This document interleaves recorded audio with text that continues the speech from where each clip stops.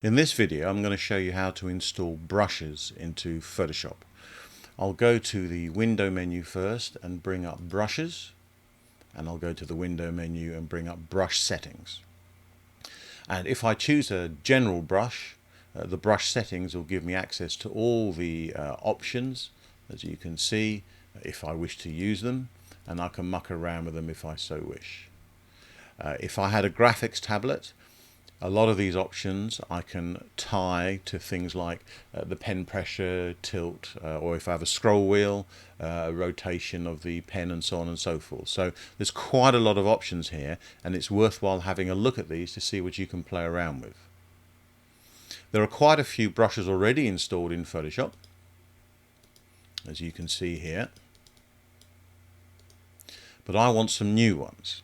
So I've already on my desktop downloaded some free brushes. They normally come in a zip file, and I've unzipped them and opened up the folder, and you can see they're in ABR files, an Adobe brush file.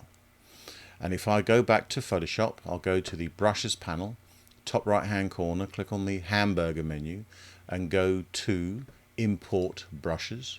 And if I quickly go to my desktop, there's my folders. I'll double click on one, and there's my ABR file. Double click or single click and click on open, and at the bottom I'll just close this folder here. Here's my new vegetables brush. I'll click on one, open it up rather, and click on a carrot, and it's a bit large, but you can see it comes in, but I can reduce the size here, or I can reduce it in the drop down here as well. And indeed, if I scroll down here, I've got my vegetables here to choose something else, and it's as simple as that. But your operating system should know that an ABR file is opened up in Photoshop, so all I have to do, an even simpler way, is just double click on the ABR file. So I double click on that, my Photoshop should open up. There you go. I'll close these folders down to make it a bit easier. And here's my new geometric animal brushes. I'll click on one, make it much smaller. Let's change the color. And voila, I have my new brushes.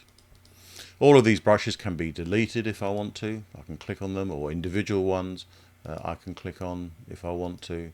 And I can add my own custom ones and so on and so forth. But that's how you add brushes to your copy of Photoshop on your machine.